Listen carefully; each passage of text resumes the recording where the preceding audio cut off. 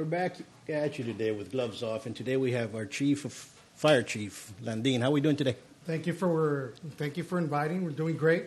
Very blessed. Thanks for the invitation. No. Thank you for the job that you do. Number one, we have a great fire team here. You know, we have great firemen. We got great service that's going on. But I want you to let's touch base on the new projects, our training facility, things for safety for the summer, and stuff that you think that the public needs to be more aware of what the fire department is all about. Okay. Well, the Laredo Fire Department is a fully paid department. We're over 400 uniformed personnel.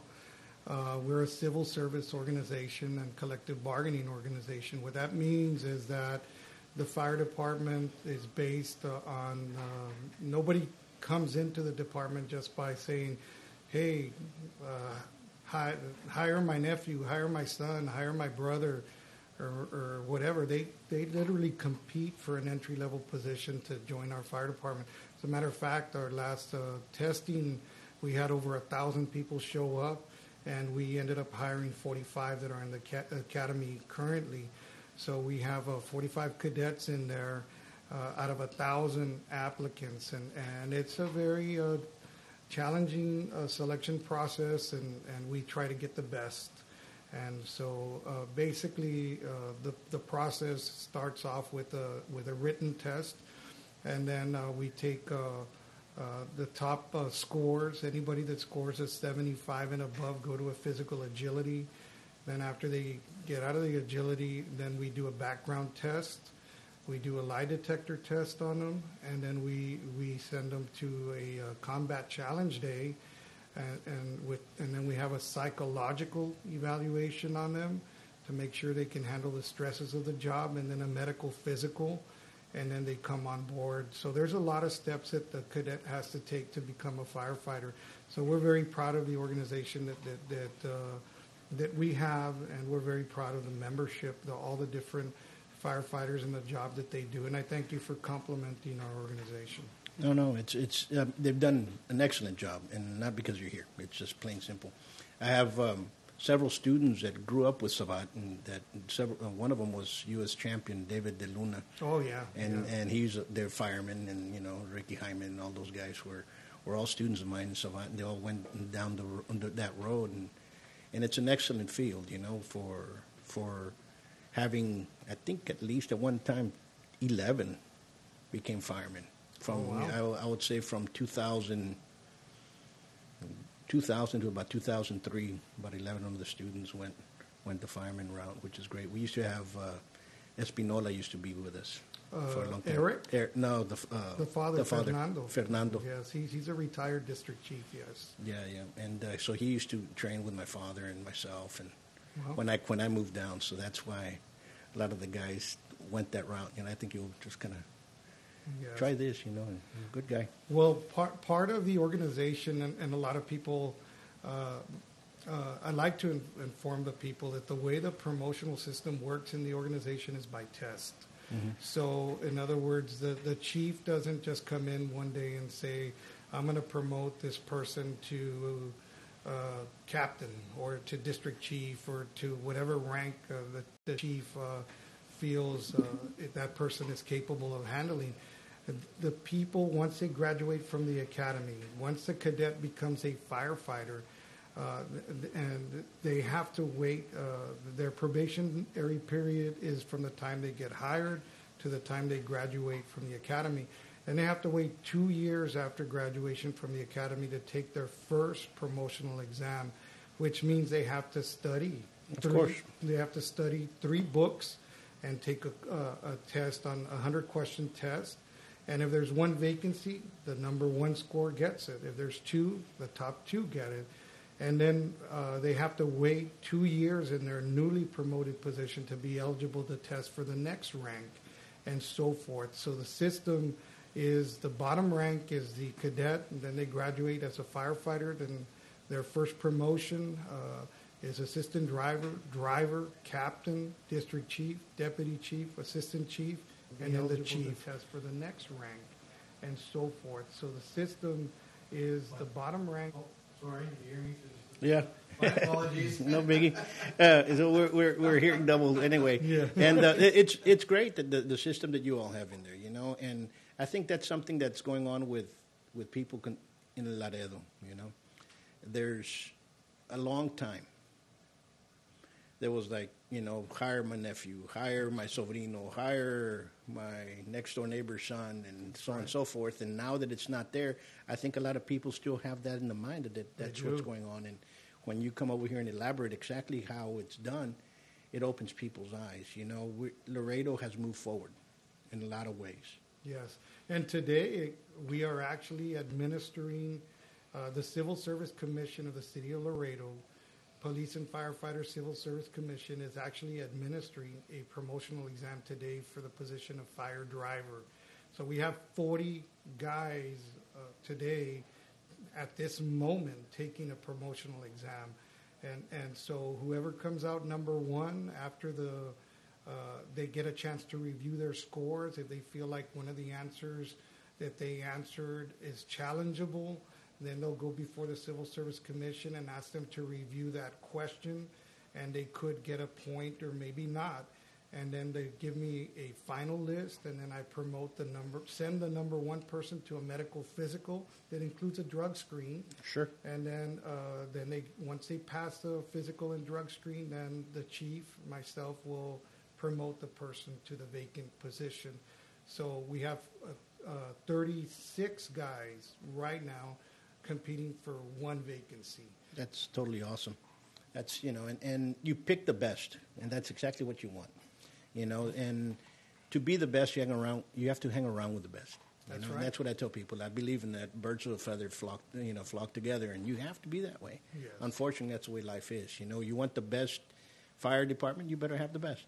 Best police, the same thing goes down the line. You know, and it is the same for police. The Laredo Police Department is also a civil service organization, and their selection process is the same, and their promotional process as well. So it's a very the guys that are getting promoted to positions within our organizations earn their positions. Sure. I'm just going to say something for the folks out there watching. If you guys do not have Facebook and want to download the app, it's Border Indy. If you want to ask questions, please feel free. You can either jot them down or call in, and we'll answer your questions. But coming back to the summer, yes, we always have an unfortunate accident, always, you know. And what can you tell us and tell the community about safety? What we need to watch out, especially with the swimming pools, especially with 4th of July coming of age and all that. Well, a lot of people like to hang around the pool because, like you said, it's a very warm. It's been a hot summer already. Sure. And so the people like to relax out by the pool or go to the lake. And we have had near drownings that have already occurred here in our community. Just this past weekend, there was a drowning in Zapata in the lake. And it's because the kids like to be kids, and they go into the water and they enjoy the water. And parents, we need to keep track of our kids. They have to be. You have to be constantly watching them, because there's one thing we have to do is respect water. Of course, water will grab onto you, and you can get fatigued and go under the water. Once you swallow the water, gets into your lungs. You can drown, or you can even dry drown, as they call it. Some water gets into the windpipe, you breathe it in, and you have a difficult time, breathing. So we ask the parents to know where their children are at all times, and never leave them unattended around pools and around the lake. Always keep them there. Pools have lifeguards, and no doubt a lot of pools, public pools, do. But it still doesn't mean that the responsibility falls on the lifeguards. Us as parents need to keep track of our kids, Absolutely. and that is that's the safest thing we could do. Constantly keep track of where they're at. If you see they went underwater, make sure they come back up, and always keep them in our sights. Right. And that's what, people need to understand, that when you hear a siren, when you see a fire truck with the red lights on there, move to the side. We see that as a problem. Nowadays, people are very distracted when they're driving, and they're just driving down the road either with their radios up or, they're texting and driving, or they're on the phone, or whatever the case may be, and they don't hear that fire truck or ambulance coming behind them with the lights and sirens and air horns. We ask the public to frequently look in their rear view mirrors, look ahead, and if you see a fire truck or ambulance coming, pull over to your right. Some people still don't know, and they kind of go to the turning lane in the middle, or they just stop in their own lane, and we try to maneuver around the traffic to get to the emergency, and we use that turning lane a lot of times to go around traffic. So we want the traffic to kind of open up as they see us coming down the road. So slow down, go to the right, and stop if possible, to let us pass, because seconds count when it comes to these emergencies. Of course, and we need to be a little bit more courteous for that, more caring for that, because regardless, and I say this all the time, regardless of your political views, your sexual orientation, when you hear those first responders coming down, they don't care about that. No. They're just go over there to save a life. We're going to go over there and take care of what we need to do, and somebody's life is in danger. That's why those red lights are on. So, number one, thank you for that. And people, we need to start being a little bit more courteous and start moving out of the way, because I've seen it all the time. People just stop, and like you were saying, and seconds count, especially when somebody needs help. Exactly right. And how about the 4th of July, the fireworks and so on and so forth? Is there fire bans here? What do we have? Yes, the city of Laredo has a complete ban on all fireworks within the city limits of the city of Laredo. We actually have an ordinance that says you cannot possess fireworks, you cannot manufacture fireworks, you cannot sell fireworks within the city limits of the city of Laredo. That's why these fireworks stands set up outside of the city limits. Sure. And we know that citizens go out of the city and go and they buy the fireworks. They come in and use them within the city. So the police department's out there patrolling. They do issue citations for these violations of ordinances. And in my career, I've been a firefighter for 28 years. I've been the fire chief for 10. I have seen 1 year on New Year's Eve, we had a whole bunch of emergency calls for a bunch of fires that occurred in the city of Laredo. And so I want to thank the fire chief of Webb County for his leadership, Rick Rangel. And I also want to thank the Commissioner's Court, because recently, this past Monday, they implemented a fireworks ban, and they don't do that often. The Commissioner's Court don't do that often, but they did implement a burn ban, so there's not outdoor burning as far as people burning brush and trash in the colonias and stuff. And they also implemented the fireworks ban, which is important to us. No aerial fireworks. What goes up comes down. And so these hot fireworks, after they discharge in the air, come back and they're still hot, and the conditions out there are very, very dry. And so I'd like to congratulate them on their leadership in saying we can't have this. Now, it's just a lot safer to go to the fireworks shows that are out there, because they're being done by professional pyrotechnicians. They get permitted by the state. So it's not just like somebody's coming in and, hey, let's hire this guy to do a fireworks display. They get permitted. We inspect them, and they have an outright show. So there's a few shows that will be happening for the 4th of July.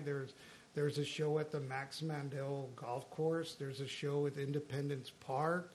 There's another one at the baseball stadium, and then the country club has it. So there's 4 shows out there for the public to enjoy without having to take the risk of starting a fire.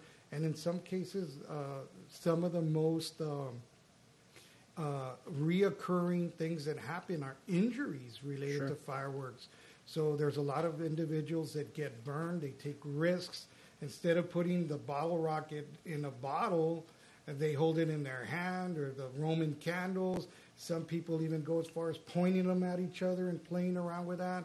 I mean, they can lose an eye, Sure. in doing something like that. And we do see those injuries during this time. So we ask the people, as much as selling fireworks is a business, and all businesses deserve to thrive and do well, this is just one of those businesses that fire chiefs kind of really don't like to see.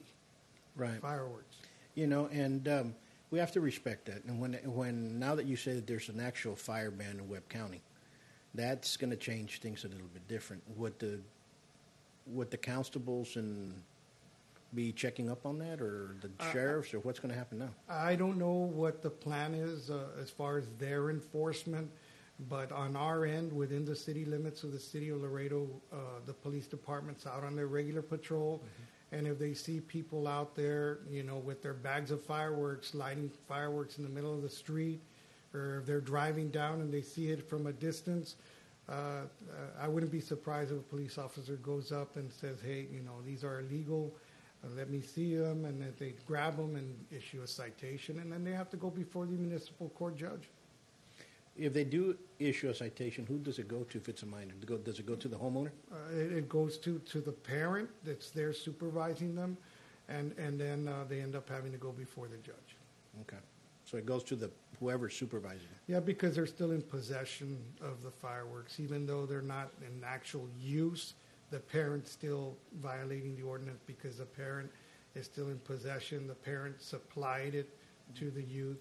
And so that's something that we just hope that they take advantage of the shows that are out there for them. There's been sponsors that have donated the fireworks shows. Sure. For the public to enjoy. And they're always nice to go see. There's, it's been going on for a while. Yes. So it's not something new. But it's true. The fire ban's a total different entity. We are in a hot summer. We are and dry it's, summer. and it's very dry. So things are going. It's in a formula to start some fires out there. That's right. So be careful out there. Let's touch base. The last time, a friend of actually a Salvatore, a professor, his name is Sylvain Postal. He's assistant fire chief in Paris, and he always talks about the training facility here. Let's touch base. We have a beautiful training facility. The facility opened back in 2000, I believe it was 2003. The fire training facility is like $11 million facility. We have down Mines Road, all the way out, just a mile before the bridge, the Columbia Bridge. The facility itself has classroom facilities for lecture, and it also has a lot of props that we have out there. We have a building that we can have a fire on the first floor, second floor, or fourth floor. Then we have an aircraft rescue firefighting prop, which is a huge DC-10 aircraft that we do hydrocarbon fires there. Mm-hmm. And we also have a wing of an aircraft for a wing fire, a tire fire. We have a car fire. We have a kitchen fire. Many different evolutions that our firefighters train with out there at the fire training facility. It's a beautiful facility. And we train our own firefighters from the first day of the academy all the way to the graduation. And so we're very proud of that facility, and we do put out some very highly qualified and trained firefighters. By the time they graduate from the academy, they're certified as a firefighter, they're certified as an airport rescue firefighter, they're certified as hazardous materials technicians, and they're certified in EMS as an EMT basic and as an EMT paramedic. So they're in college for a long time with us. We are the first fire-based EMS education system in the state of Texas that has become a college within the fire department. That's awesome. So we're the fifth in the nation. El Paso just became the second in the state of Texas to join us as having a college within the fire department. So we have a very, very great organization that has accomplished so much, and I encourage the people to look us up and find out a little bit about the fire department. But it's a wonderful professional organization, and our training facility and our EMS training is second to none. Here's a question I'm going to ask: if a person, say from Dallas, wants to become a fireman, can he come to college here and go over there, or our college is closed to our employees? Okay. What it really means is that we're accredited as a college, but we seal it off to our own employees only for the reasons of keeping the discipline at the highest level. It's very difficult to have a college like TAMIU and LCC where you have all kinds of different personalities. Some guys that just don't show up to class, just show up for the tests and all of that. We require our personnel, our men and women in the fire department, we require that they show up to class every day, and if they show up 30 seconds late, they're going to get a suspension. Our discipline is very, very high, and if you open it up to the public, you're allowing exterior dimensions to come into the training room that really have no interest in, or may have a different interest per se than your sworn cadet, that's coming in ready to learn to be on an ambulance doing emergency calls. Understood. Do you ever think that it will open up in the future? Or we did have it open prior to us becoming a college.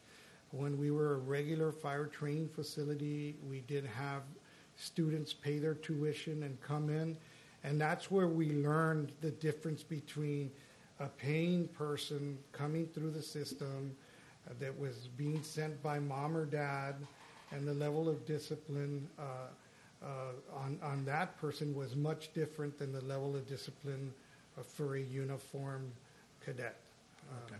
And so we figured, you know what, we do open it up, but for the United States Border Patrol.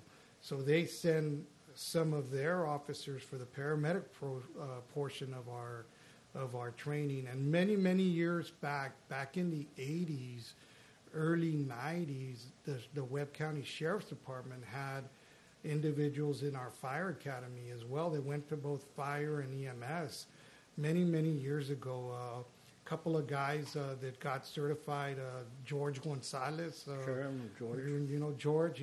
Julio Gonzalez, real sure. Big, tall guy. He's one of the commanders now of the Sheriff's Department. I respect him dearly. Tony Sanchez, he's known as Gooser. Sure. Tony went to the academy. Cáceres was another one, and Martín Maldonado, Eddie Garcia. So there's a group of guys that were sent from the Sheriff's Department into the Fire Academy, and that was a big good thing for them back in the days, and that was an initiative by Sheriff Juan Garza sure. back then. Sure. It's something about Sheriff Juan Garza. He was a visionary. He would look at projects, and we need to do this. We have to bring this because it's going to help us out 10, 15 years down the road. And I think we need to bring stuff like that back again.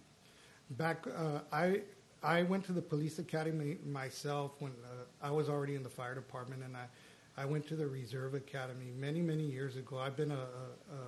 I'm a master peace officer also, and in the academy, I remember.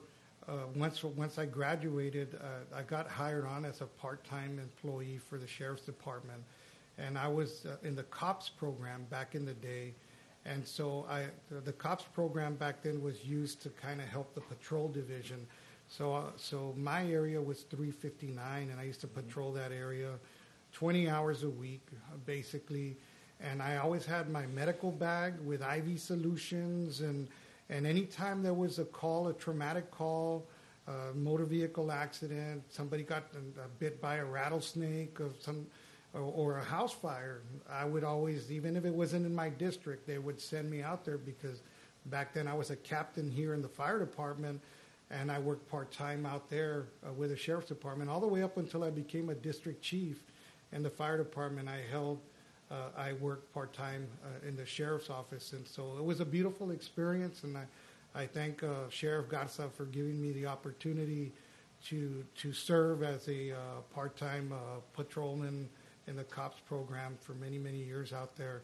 And that back in that time, those guys that were sent to the fire academy were out on patrol. So, Sure. so it, as you said, the vision of Sheriff Garza back then, that he wants his people trained to a high level, was very, very evident. Sure. Yeah, you're absolutely right. That vision. I'm going to tell you something that he did back in the 80s when we were in high school, and he was still a policeman. Juan Garza was a policeman in Laredo, and he actually went out and grabbed the PAL program. Yes. And he brought it in, and he started boxing. And I remember that he used to go over there with my uncle and got several folks together. So he was the actual one that brought the PAL to Webb County, and now the sheriff has it, and he took it to the sheriff's department, and now the sheriff's department is doing an excellent job. Oh, they are. With the Webb County PAL, and stuff like that was thanks for Sheriff Juan Garza for doing that. Yeah, a lot of his programs are still, in full force today. Yep. With the current sheriff's department, the sheriff, they're very involved with the community, Sure. and they're out there helping a lot of people in our community. All those deputy sheriffs out there, deserve a big thumbs up Yep. for everything they do out there in the community. No, they're doing great. They've done awesome. The constables out there as well, they're really busy, and they're all serving their roles very, very well out there. The Constable DeValley is a good friend of mine. I have a lot of respect for Harold. Constable Rudy Rodriguez, a good friend also. He's very involved also in the community. Martin, the sheriff, very involved. It's just they really go out of their way, as the constables in the South really, really go out of their way to help the public. No, you're absolutely correct. And it's great to see that programs like that, especially for the youth, are still alive and kicking. Yes. And that's what we need, And I've seen a lot of firemen stopped and helping a lot of people that are under the bridges, the homeless. Yes. And some of them are, I guess, or one of them was in drugs or under the influence, and they were actually out there doing that. Let's touch base against that, okay? When kids see others that have all of a sudden fallen prey to drugs and something like that occurs, they can call 911, can they? Of course. We'll respond to the incident, and then we'll try to get the people the help that they need. For example, we respond to drug overdoses on a regular basis. Nationwide, there's an opioid epidemic. There's a lot of people that have become addicted to drugs, prescription drugs, or children that dig in the cabinets of their parents and grandparents, and they become addicted, and it's a very big challenge. A lot of people think of fire departments as, how many people did you save from a burning building? It doesn't happen that often. We save more people through the opioid crisis that's out there that have an addiction, and they're human beings. Sure.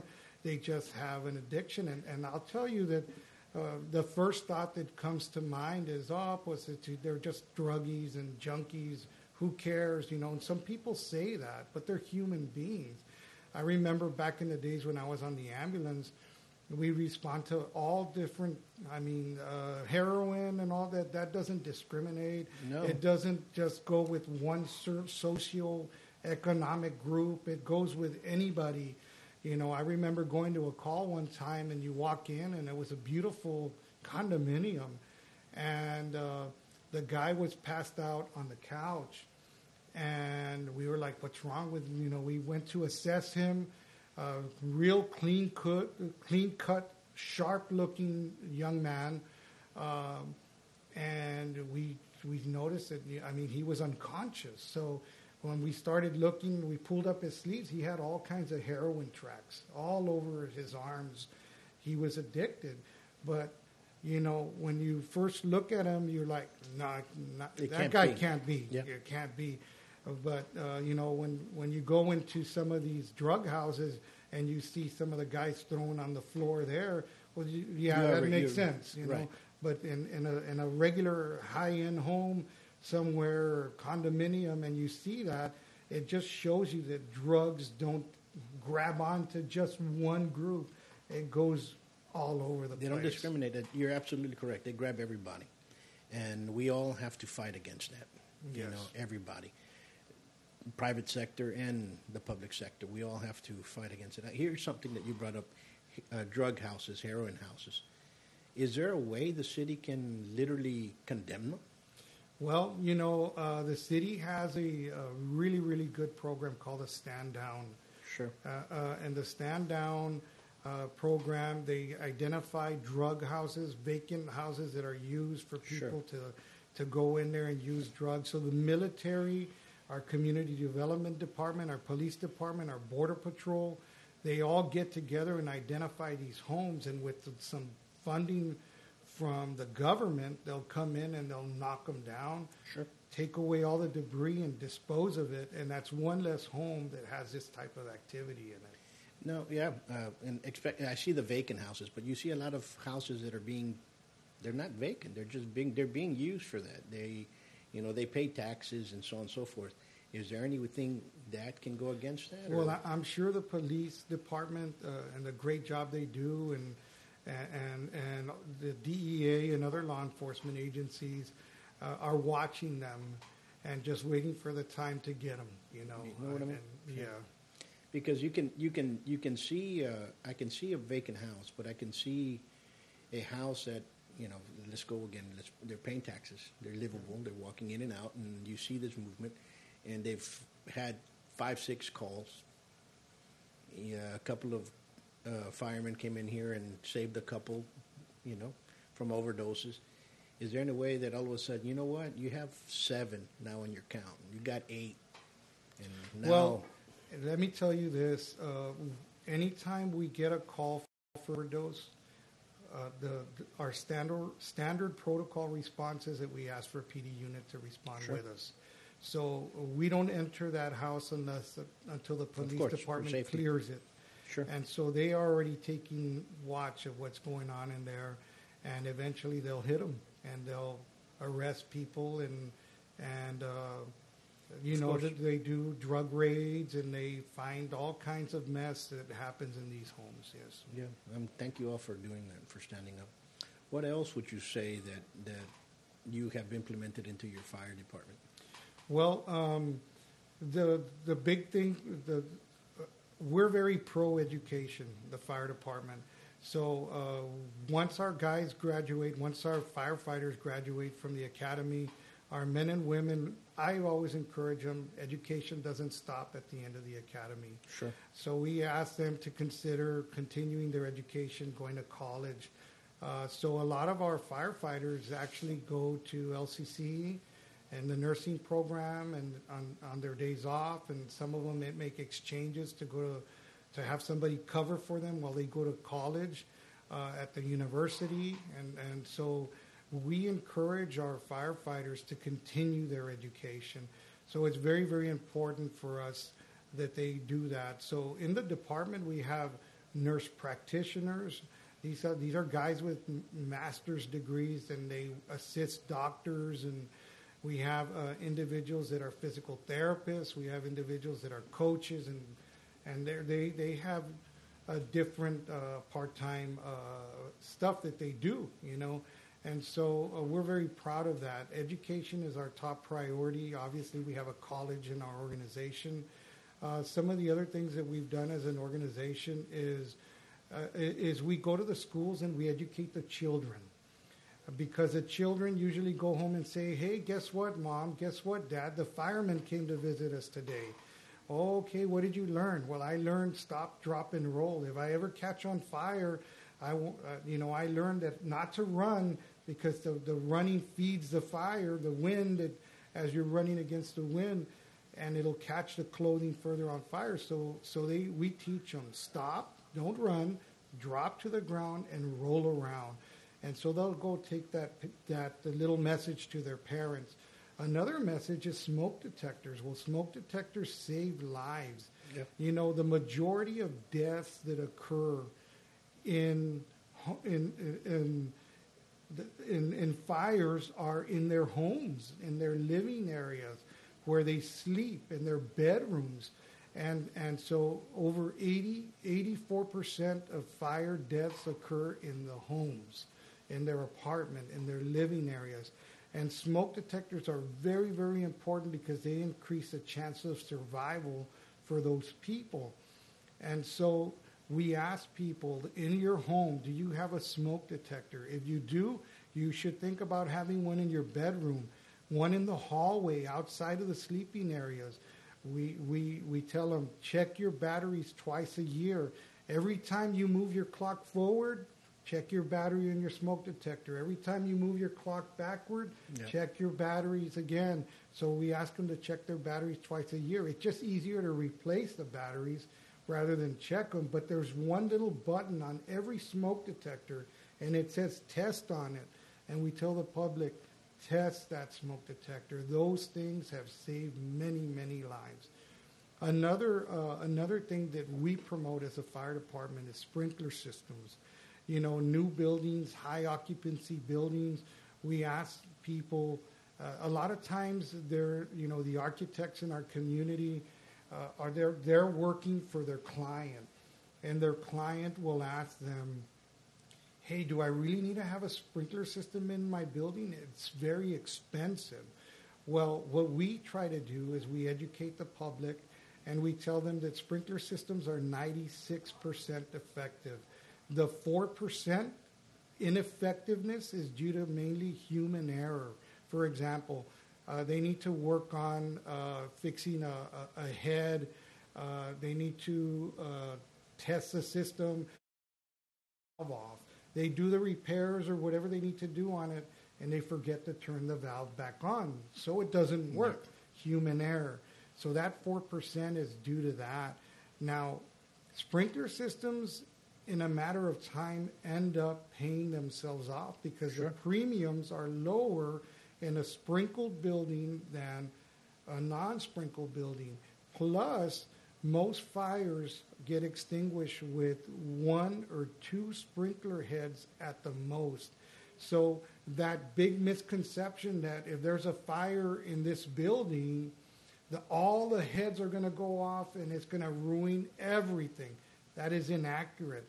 Only the sprinkler head above the fire and maybe the next adjacent one will go off, extinguish the fire, and the damages are limited to the room of origin versus losing a whole building and your business is shut down for 4 or 6 months. You can get back in service. You can get back to your job. Your employees don't lose their job, and you continue getting the income that you get.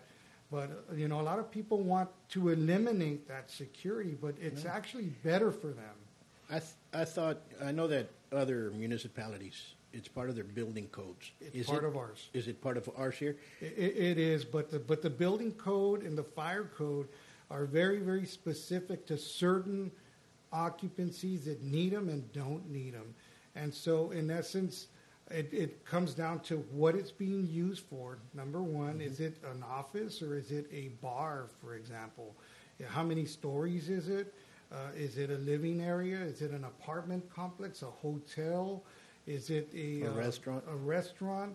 All of those are factors. So we work with our customers very closely because we love working with our architects of our community, our contractors, to find solutions. At the very end of the day, if the building doesn't need it and the books say it doesn't need it, so be it. It's your choice if you want that extra level of protection for your business and your employees, the people coming into your business, and the first responders responding to the business. So we ask the public, when they're getting ready to make that investment, to sit down with the city, the building department, the fire department. We are business friendly, regardless of some people that might be naysayers out there that say, oh, we don't listen to the public. No, we do. We spend hours a day talking to different architects, talking to different contractors, because at the end of the day, we're not going to force something on them that doesn't need to be there. Sure. Fire codes and building codes are drafted by professionals in all different areas, electricians, plumbers, all different areas. And usually they're reactive to a tragedy. They're not something, oh, well, let's just put it in there just because. No, it's because there was a high loss of life for a similar situation. Let's prevent it from happening again.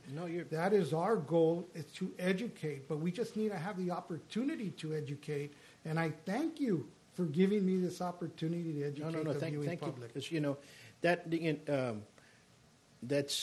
those are points that need to be cleared. And a lot of people out there are in the dark. They do not understand. They haven't seen what really occurs. And like you say, the naysayers are out there saying this happens and blah, blah, blah. No. I remember in Dallas, if it was commercial in a certain number of square footage of the space, guess what? You had to have sprinklers, period. Doesn't matter what it was,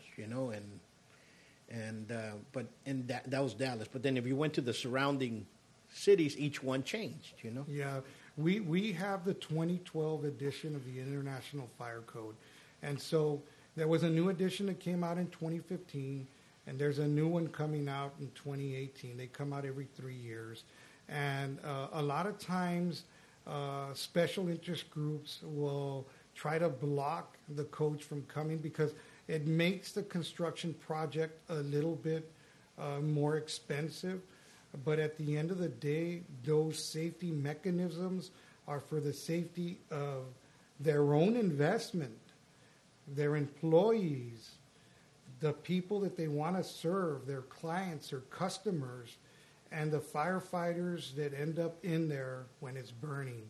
And chances are that they can get back in service relatively quickly because it only triggered 1 or 2 heads. They can just get in there, clean it up, we mop it up, and before you know it, the rest of the office is functional. Sure. Rather than losing the whole business, and they're out of business, and they go bankrupt. No, you're absolutely correct, and you need it, and I'm all for it. I'm all for that, and it just depends. A lot of people they don't want to spend that much money extra, and so on and so forth. And there's different classifications of sprinkler systems themselves. There's the full-blown iron pipe system, which is made by actually iron piping, and then there's the PVC type system that's used. We put it in, when the Hamilton Hotel was renovated, and that's an elderly facility. They came to me back then. I was in fire prevention. I was a district chief many years ago when they did that renovation. So they brought to us, hey, we want to use PVC instead of iron pipe. Can we do that? And at first glance, we're saying, whoa, an iron pipe is the most reliable. It's the PVC. If you get a big fire, it's the fire's going to burn through the plastic and it's going to be ineffective. So we studied. All we do is we ask for a little time to study the issue. Once we studied it, we realized, what? It's just as effective. Have you ever gotten a foam cup, filled it with water, and got a lighter and lit underneath it? People would think that the foam would burn out and the water would come out the bottom. It won't burn because the water cools it. Now, if you have it there for a long time, then there's going to be probably some weakening of it. But the PVC is thick enough to withstand, and the effectiveness of the system it brings it to a level that it's going to be an effective solution, and they'll save thousands of dollars on the materials and labor themselves. So what I'm trying to say is that there's options for our customers as we try to give them options so that they can make educated decisions. Sure. And they can keep everybody safer. You're absolutely correct. And I'm glad that, that people want to work that way, and Laredo's, like I say, Laredo's moving forward, and thanks to you all that are heads of major departments that are moving that in there. They have new visions going forward. Thank you. Anything else you'd like to tell the public? Well, I just want to wish all the fathers out there a happy Father's Day, and happy Father's Day, my friend. Likewise. And I just encourage you all to have a safe and beautiful weekend with your children, your families, your fathers, your aunts, your uncles, and our priests. Let's not forget our priests. So they're out there and they head our churches, and they sacrifice their lives for us to follow as their flock. And I'm a very spiritual man. Sure. I don't know if you know this, but I'm studying to be a Catholic deacon. I'm 3 years. Congratulations. Thank you very much. I'm 3 years into a 6-year formation. I'm considered a deacon candidate at this time. And this weekend, I have a beautiful gift from God. I'm going into a retreat Friday evening with all the other deacon candidates of the Diocese of Laredo. And we'll be out on Father's Day. We'll get out after Mass and go and spend time with our families. That's awesome. That's awesome. And we need good, again, we need people that are not only leading because of their vocation, you're leading because you want to in the community. And that's what we need more of. And we want to thank you for that. Thank you. And service starts in our homes. And so if we're going to be good examples, we need to try to be the best example we can be at home, at work, and at church. So we can't be wearing a different hat everywhere you go. It's got to be the same hat. You've got to be the same person no matter where you're at. You're absolutely correct. You're absolutely correct. I couldn't agree with you more. And that's what we need. We need more men to stand up. And guess what? I am a man. I can grab you, and I love my wife, I love my kids, and I can be straightforward, and let's get this job done. Men have to stand up again. And women, you're doing an excellent job as well. But what I'm saying about that is a lot of people are forgetting the roles. Okay? Yes, that's and they're just forgetting. Let them do it. No, we have to do it. Yes. We as fathers, we have one shot. Yeah. We have one shot to be a father. Yeah. I'm not going to screw it up. No. You understand what I'm saying? I'm going to do the best to make sure that they get the best morals, they get the best respect, they understand what they need to do for them to be good citizens in society. Because once they turn 17, they're gone. Yep.